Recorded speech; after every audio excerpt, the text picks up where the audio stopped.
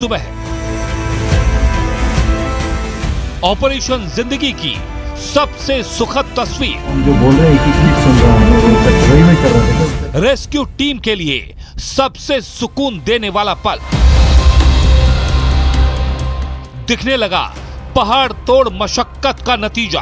अगला probe mic के साथ डालेंगे। मिशन लाएगा रंग, फंसे लोग होंगे हमारे संग। रेस्क्यू टीम को हिंदुस्तान का सलाम। जिंदगी की जंग जीत जाएंगे हम।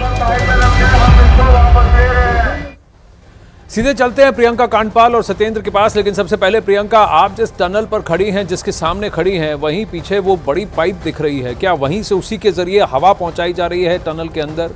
और ये जो बड़ी पाइप्स जो अब ड्रिल की जाने वाली हैं, वो भी क्या इसी तरफ से, इसी सामने की तरफ से होने वाली?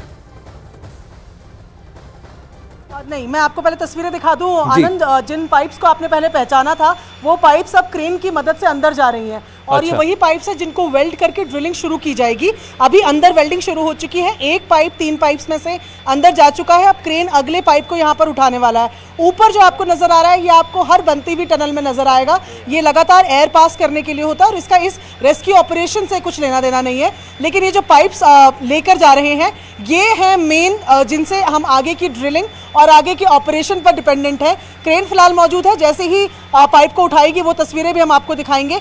यहाँ पर ऑलरेडी एक पाइप अंदर है। अभी जानकारी जो मिली है तो उसके वेल्डिंग जो है वो शुरू हो चुकी है। 2 घंटा तकरीबन वेल्डिंग में ये समय लगता है और उसके बाद वेल्डिंग के बाद तकरीबन 1 घंटा इंतजार किया जाता है और उसके बाद ड्रिलिंग की प्रोसेस शुरू होती है। यानी कि आज 3 घंटे में तकरीबन ये माना जाएगा कि ड्रिल जो है वो दोबारा से शुरू हो गया है, जो कि तकरीबन 3 दिन से बंद है। आज जैसे ही वेल्डिंग खत्म हो जाती है, उसके ठंडे होने के बाद ड्रिल को पुश करने का काम शुरू हो जाएगा और उम्मीद यही कर रहे हैं कि आज रात तक शायद एक और पाइप जो है वो ड्रिल हो जाए। और इस एक पाइप के ड्रिल होने के साथ ही अभी तक जो हमारा 24 मीटर, जिसमें से 22 मीटर मलबे के अंदर है, 2 केवल बाहर है, तो ऐसे ही 6 और मीटर हम आगे बढ़ जाएंगे। यानी कि 60 में से अगर आज ये पूरा ड्रिल हो गया तो आधे रास्ते को आज हम रात को कवर कर लेंगे। मलबे तक हम उतना ड्रिल कर लेंगे। और ये पाइप जो नजर आ रही है, ये 900 mm की है और ये जो पाइप है, इनको पूरा बिछाकर एक, आप मानिए, एक पाइप का टनल टाइप का ही बना लिया जाएगा। इससे जो तमाम मजदूर हैं वो घुटने के बल बैठकर या क्रॉल कर कर या लेट कर इनसे बाहर आएंगे। ये डायमीटर इसी तरीके से चूज किया गया है इस पाइप का, जिससे बहुत ज्यादा काम भी ना हो, जिससे बहुत जल्द लोगों तक पहुंचा जा सके और वो सेफली बाहर निकल सके। तो ये पाइप्स यहाँ पर फिलहाल सबसे ज्यादा इंपॉर्टेंट है। इसके अलावा जो दूसरी हम लाइफलाइन पाइप की बात कर रहे हैं, वो बाकी रेस्क्यू ऑपरेशन में काम आएगी। खाने के अलावा जिस तरीके से पहले भी एंडोस्कोपी फ्लेक्सी कैम से अंदर की पूरी सिचुएशन को देखा गया है और रोबोट्स भी आनंद यहाँ पर आए हुए हैं। कल जो जानकारी हमें मिली थी तो ये कहा जाता है कि रोबोट्स क्योंकि प्लेन सरफेस में चलते हैं, ऐसे में कल इसलिए रोबोट्स को नहीं चलाया गया क्योंकि ये चेक किया जा रहा था कि मलबे पर क्या वो चल पाएंगे, क्या उन छोटे रोबोट्स है, डक्स रोबोट्स है, ये इनको क्या इसी चेंज के पाइप के अंदर भेजकर आगे देखा जाएगा। तो ये तमाम चीजें अभी यहाँ पर हैं।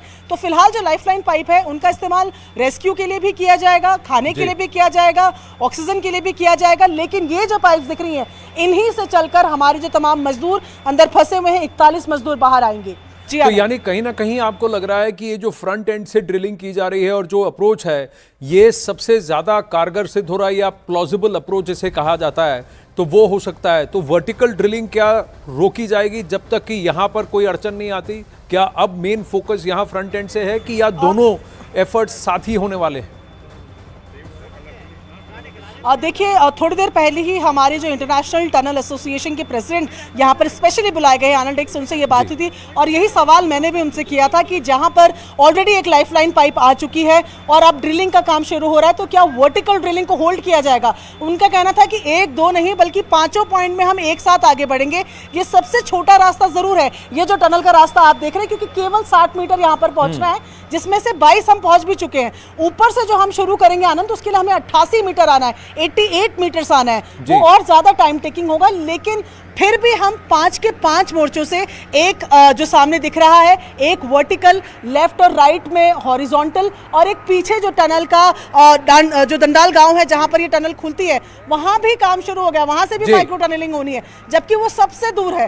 तो ऐसे में पांचों मोर्चों पर काम हो रहा है कि कैसे भी बस लोगों को सुरक्षित बाहर निकाला जाए। जी, तो यानी लेकिन सबसे शॉर्टेस्ट ये 60 मीटर का है। प्रियंका जो अपडेट दे रही थी, जो आपने देखा 88 मीटर का हाइट है ऊपर, और जैसे ही विजय ने ऊपर पैन किया तो आपने देखा सॉलिड रॉक है, एकदम पत्थर है वो।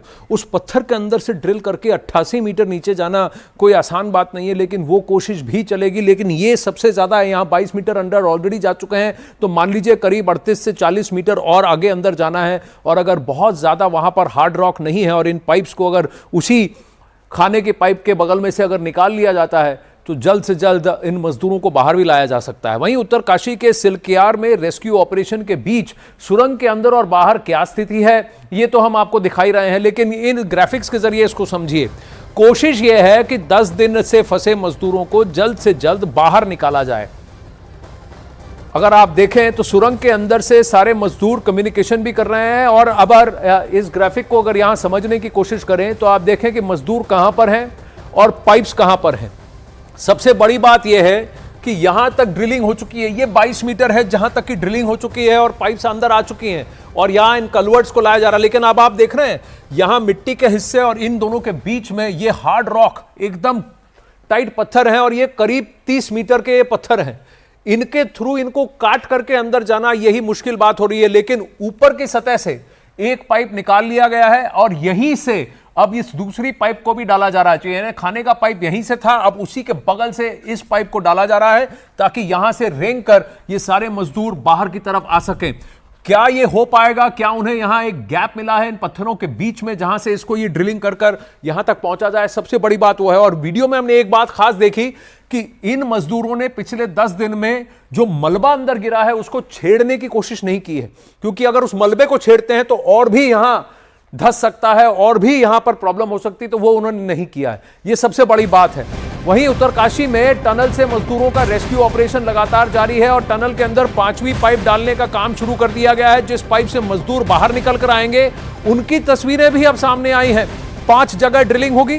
पिछले 10 दिनों से सुरंग में फंसे हैं 41 मजदूर। उन्हें बाहर सुरक्षित निकालने के लिए हर संभव कोशिशें भी की जा रही हैं, लेकिन ये वो पाइप्स हैं जो हमने न्यूज 18 पर और यहां अखाड़ा में सबसे पहले आपको दिखाया। जो अभी आपको ऊपर पाइप दिख रहा है वो हवा वाली पाइप है, वो मजबूत पाइप नहीं है, वो पतली पाइप है, हवा वाली पाइप है, और वो सिर्फ कॉन्ड्यूट है, लेकिन अंदर तक नहीं जा रही है।